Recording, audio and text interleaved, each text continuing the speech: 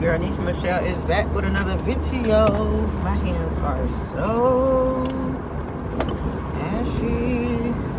I'm on my way to work, and I don't know where that lotion is, but I'll find it when I stop.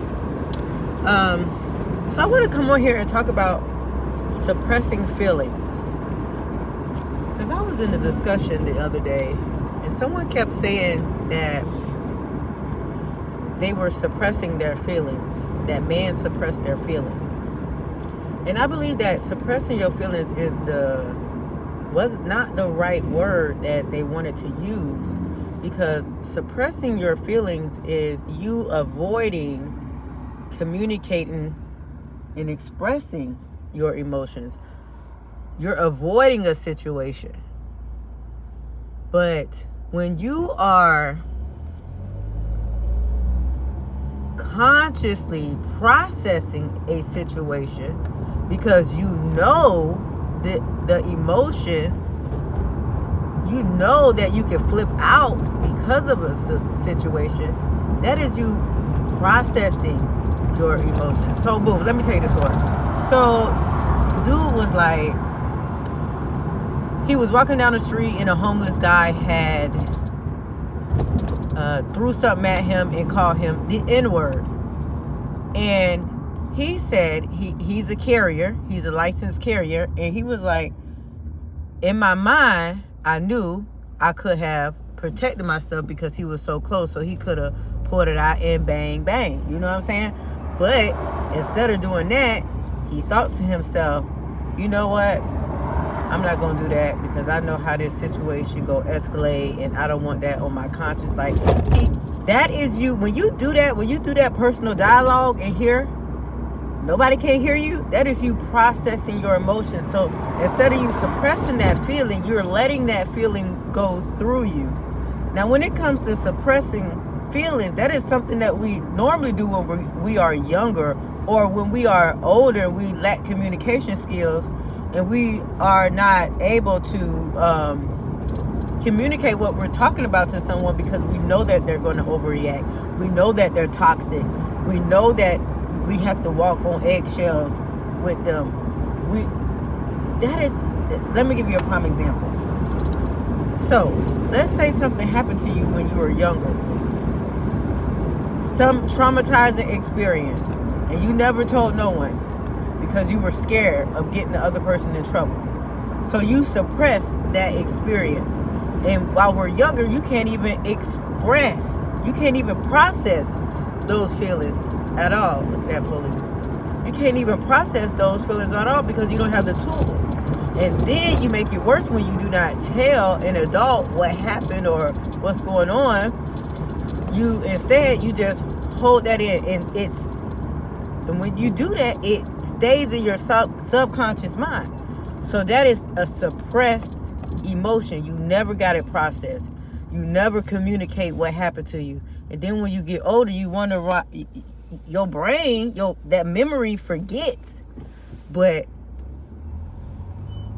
the impulse, the behavior that it created, because you never communicated, because you never processed it, which is called triggers, or behaviors that you pick up because of your triggers, which is your triggers will let you know when you get older. It will guide you back to your subconscious mind. Those memories float up, and then you remember, oh, this is what happened to me when I was younger. So this is why I act like this. This is why I got this limitation, this barrier on my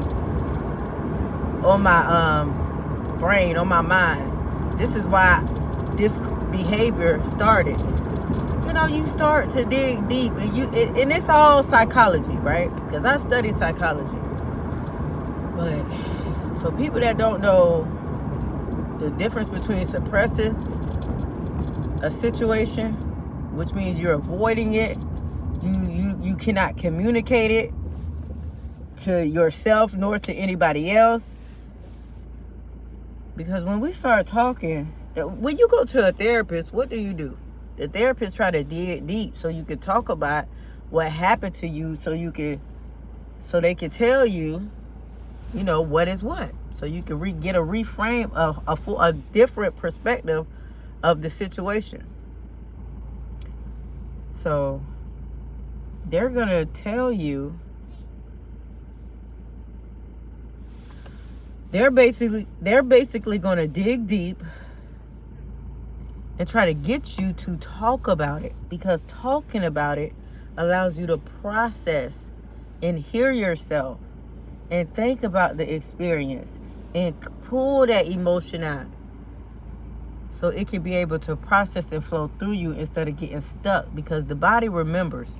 The nervous system remembers, even if your memory is not there of what happened to you. The body holds trauma. The body has more memory than the brain does due to your nervous system. I'm telling y'all something good now. So, and you just gotta dig deep when you trying to heal, or when you try not to miss my turn. When you trying to become another version of yourself, when you don't want to overreact anymore, or you try to be intentional about being a much patient person, a calmer person. It's a gap between who you are right now and who you want to be, and you have to be intentional. And what he was explaining, that he was being intentional, because we want to snap. That's a file in the back of our head that this is how I react to these types of moments. But since you caught yourself, since they caught themselves, since they became aware and did some personal dialogue and processed those emotions, you got a different response. Now you have the ability to respond instead of react. I hope somebody got that. I am now at my destination. I know I was a little tongue twisted, a little tongue tied, but listen, you don't want to suppress your feelings. You don't want to go walk around telling people that you suppress an emotion, because then you're going to take it out on somebody else. It's like the kick the cat syndrome.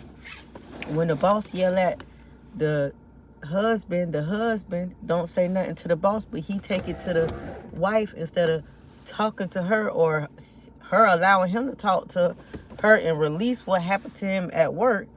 He just snaps because maybe she nagging and coming at him sideways.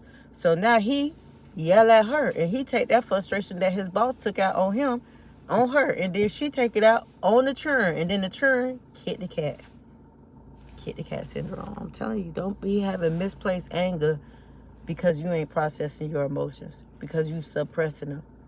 If you don't know how to communicate with a person, stay away from them until you learn how to communicate, because then you gonna let them do whatever they want towards you.